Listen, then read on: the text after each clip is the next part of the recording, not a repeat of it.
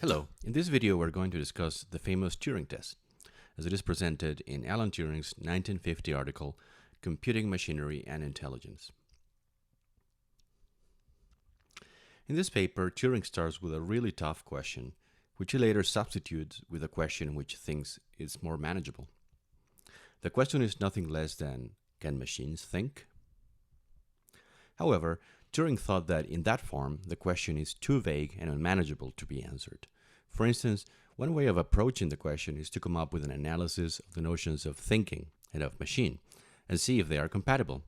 But this would immediately land us in endless debates regarding the nature of thought, thinking, and intelligence. So, instead of attacking the question in this direct way, Turing suggests another tactic. His strategy is based on a parlor game, which he calls the Imitation game. In this game, there are three participants: a male, a female, and a judge. The judge's task is determining each participant's gender by asking questions. However, there is an important restriction. The judge can't see or hear the participants. So, in the original article, any interaction is by means of a teletype, though nowadays it could be a computer keyboard connected to a screen. In the version of the game that Turing reports, the task of the male participant is to fool the judge into thinking that he is the female participant, whereas the female participant's task is to cooperate with the judge by helping them correctly guess their gender. Of course, the roles could be reversed. Nothing essential hinges on that. Now, suppose that we introduce a variation into the game. Instead of two humans of different genders, we have a machine and a human. Now the task of the judge is to determine, by asking questions, again without seeing the participants, which is human and which is a machine. The machine's aim is fooling the judge, whereas the human is tasked with helping the judge. Thus, Turing suggests that instead of asking, can machines think?, we should instead be asking, can a machine pass the imitation game? That is, can it reliably fool the judge under conditions that make it unlikely that success was due to mere chance? Okay, this is the imitation game and the replacement question that Turing suggested. But now, a few questions come to mind. First, what in the world does the imitation game have to do with the detection of intelligence?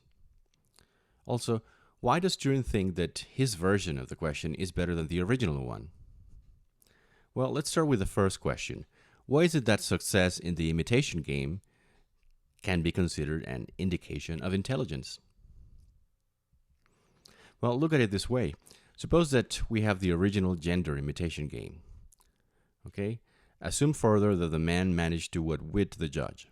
And moreover, suppose that the judge isn't especially gullible, but is a competent judge. Well, in order to win, the man had to devise an overall strategy. He had to have knowledge about commonly shared beliefs and stereotypes about women in his culture. He had to perform inferences and be able to apply these generalizations to specific situations. In other words, he had to apply intelligence. So there's no doubt that winning in the imitation game requires intelligence. That is, intelligence is one of the requirements for success in the task. But if winning the imitation game is sufficient for attributing intelligence when the winner is a human, then the machine wins the imitation game by parity of reasons. That should also be enough to ascribe it intelligence. To deny it in this case would simply be unfair. Also, I like the way the philosopher Daniel Dennett puts it in his discussion of the Turing test. According to Dennett, the Turing test is a good probe of intelligence. Dennett explains this by means of what he calls the quick probe assumption. It says that nothing could possibly pass the Turing test by winning the imitation game without being able to perform indefinitely many other clearly intelligent actions. Thus, to be more serious, let's put this assumption in a box. So, a given test is a quick probe of intelligence if nothing could possibly pass X without being able to perform indefinitely many other clearly intelligent actions. What would be the characteristics of a good probe? To answer this question, let's go back to Turing, who identified a series of advantages of his test. So, what are these advantages? Well, first of all, it allows a wide variety of topics in all arenas of human knowledge to be tested. Now, why is this so important? Well, It is here that we see a connection with something, an idea that Descartes had put forward earlier. So here in the Discourse of Method and in his correspondence, proposes a sort of test for distinguishing humans, that is, rational beings, from mere automata, mechanical contraptions that, although physically indistinguishable from humans, are really no more intelligent or rational than a fancy clock. His strategy to unmask the mechanical impostor is basically to engage it in conversation. So the idea that was that although a machine could be built so that it emits sounds in response to some specific physical stimuli, so those machines wouldn't be able to give sensible answers to every and any question that you ask them, the sort of answers that reveal understanding and common sense.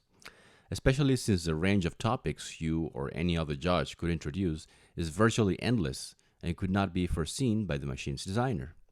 So he says that we can easily understand a machine's being constituted so that it can utter words and even emit some responses to action on it of a corporeal kind.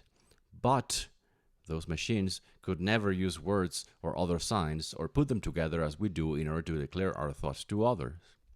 Such a machine could never arrange its words differently so as to respond to the sense of all that will be said in its presence. Moreover, even though some machines might do some things as well as we do them, or perhaps even better, they would inevitably fail in others, which would reveal that they are acting not from understanding, but only from their disposition of their organs. And why does he say that? Because in his conception, reason is a universal instrument, which can be used in all kinds of situations. I quote this at length so that you can see to what extent the Turing is drawing on a conception of intelligence and reason that goes back at least as far as Descartes. This tradition sees generality and flexibility as the hallmarks of true intelligence, as opposed to mechanisms that are specially designed to deal efficiently with specific situations, but are helpless when circumstances change. And this is a view that continues to this day. One group of researchers has stated as a possible goal the achievement of artificial general intelligence. This stands in contrast with artificial narrow intelligence, which refers to the creation of systems that carry out specific intelligent behaviors in a specific context, such as expert systems that can detect certain kinds of cancers or systems specialized in playing chess. Artificial general intelligence, on the other hand, refers to a system that displays intelligence that is not tied to a highly specific set of tasks. That is, that it can achieve a wide variety of goals, right, and tasks in a variety of different contexts and environments, and can handle problems and situations that are quite different from those anticipated by its creators. Well, here's the end of the digression. Let's go back to Turing and his paper. Another one of the advantages that he saw for his test is that it controls for appearance, since the judge can't see the participants. We all have a tendency to judge in terms of appearances. So something looking like this, let alone like this, would not stand a chance unless it cannot be seen. And whether such machine looks like a vacuum cleaner grafted onto a Rocola or is squarely in the uncanny valley should be irrelevant for Turing's purposes. The other advantage of Turing's setup is that, unlike the original question, it provides a test that is objective and repeatable, and thus is potentially subject to experimental control and statistical treatment. Finally, he says it affords us a concrete research question. Can a machine pass the imitation game in the manner described? Can we build a machine that does? So it must be, in short, a task that is wide enough in terms of topics, is objective and repeatable. So those are the characteristics of a good probe. Now, would any of these, I'm going to give you a list, would be a good test of machine intelligence, a good probe? What about winning the World Chess Championships? Well, it's not general enough, right? A machine could be good at winning chess, but not being good at anything else. What about winning the Miss Universe pageant? Well, it has width, right? And the questions that the judges can ask can be, of different nature, but it certainly doesn't control for appearance. What about solving the Syrian conflict? Well, it has width. It controls for appearance, but it's not clear what counts here in this case as passing the test, right? As success. And in any case, it's not repeatable. Now, what about something closer to what the Turing test actually does? What about understanding tests? So, the general task of understanding texts. In interpreting texts, we often encounter pronouns such as he, they, it, which do not explicitly tell us what or who they refer to.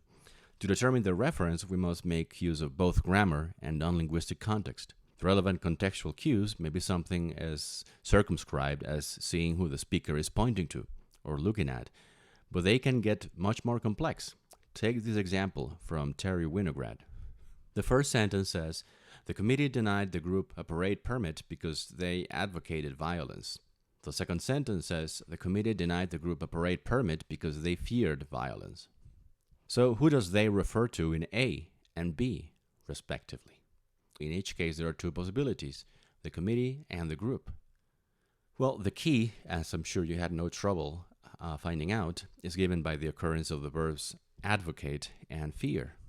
Given our general knowledge about the concerns of permit-granting committees and about the general attitudes of some extremist groups, it is safe to assume that in A, they refers to the group, whereas in B, they refers to the committee. This is an important point, so let's dwell on it for a second. Sentences like the pair we just saw are the basis of a question-answering task that is designed to test whether a natural language processing system has anything resembling an understanding of what it has read. The task uses what has been called the Winograd Schema in honor of computer scientist Terry Winograd, who came up with the sentence pair we just saw. The examples of this schema are really easy for humans, but extremely challenging for machines, because they require what we could call common sense knowledge. In a Winograd sentence, you have a pronoun that could in principle refer back to either of two possible antecedents, and so again, it is in principle ambiguous, though humans unerringly get the most plausible reading.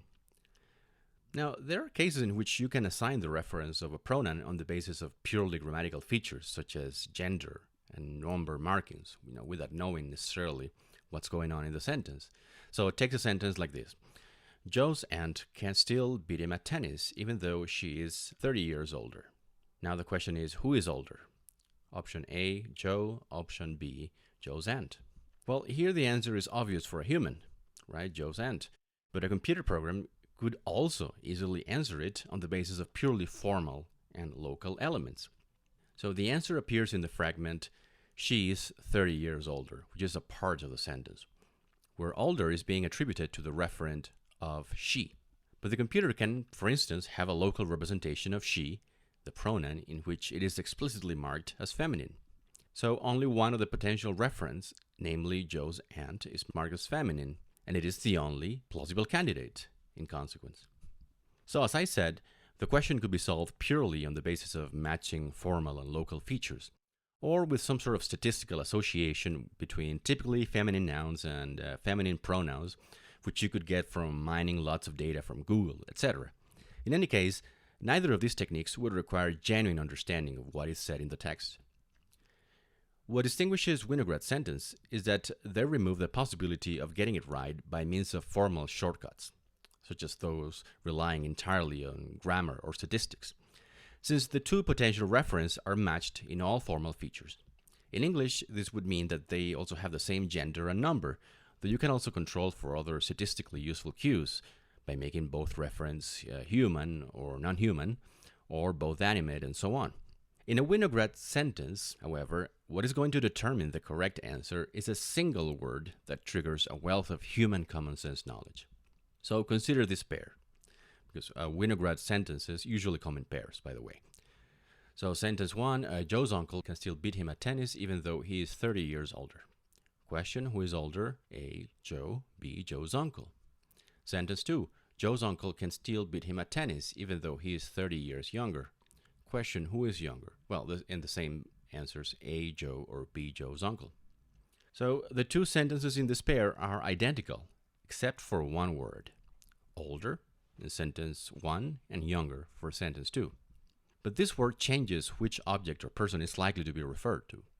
Here you can't appeal to obvious features such as gender, since both are masculine, or number, since they're both individuals. Rather, the clue is given by a piece of common sense that tells you that uncles are usually older than nephews. And now consider this pair. Sentence 1, I poured water from the bottle into the cup until it was full. Question, what was full? Now, I poured water from the bottle into the cup until it was empty. Question, what was empty?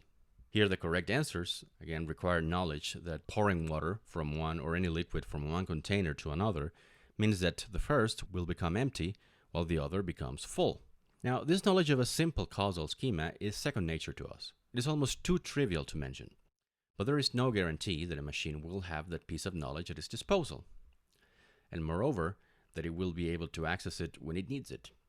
So as you can see, Winograd schemas are designed to be easy for humans, but tricky for machines.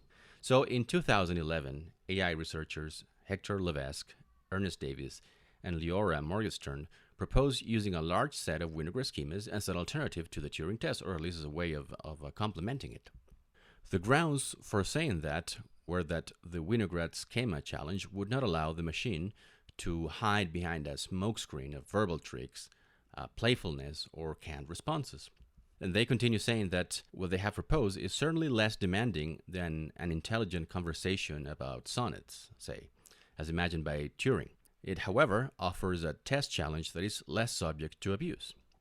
Now, the authors are cautious in their claims, but they assume that in order to successfully pass a test composed of a sufficient number of Winograd sentences, a computer would have to be equipped with something resembling common sense. In any case, one proposal could be to strengthen the Turing test with a strong dose of Winograd sentences. In fact, the project of endowing computers with common sense, something that humans take for granted, is one of the most challenging and perhaps most pressing in the agenda of AI research. Okay, let's go back to our search for good probes. For instance, besides in understanding text and resolving pronouns, the reference of pronouns, you can think of jokes. Suppose that you have this joke. Two hunters are out in the woods when one of them collapses. He doesn't seem to be breathing and his eyes are glazed. The other guy whips out his phone and calls the emergency services. He gasps, "My friend is dead. What can I do?" The operator says, "Calm down. I can help. First, let's make sure he's dead." There's a silence, then a gun shot his head. Boom. Back on the phone, the guy says, "Okay, now what?" Okay, this joke may be good or bad, may not be a thigh slapper, but the importance of this is that, well, think of all that you have to know about the world to understand this joke. Things like the usual role of operators, the causal relationship between the sound boom and a shot, the fact that shots can be lethal, etc. So the ambiguity of the phrase "make sure."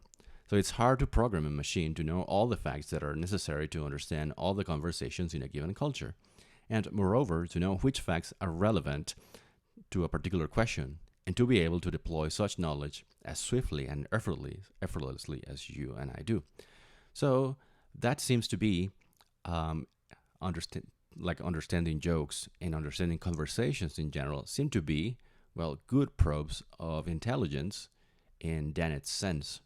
And in an indirect sense, this is why then Turing chose a conversation as a good test of intelligence. Okay. See you later.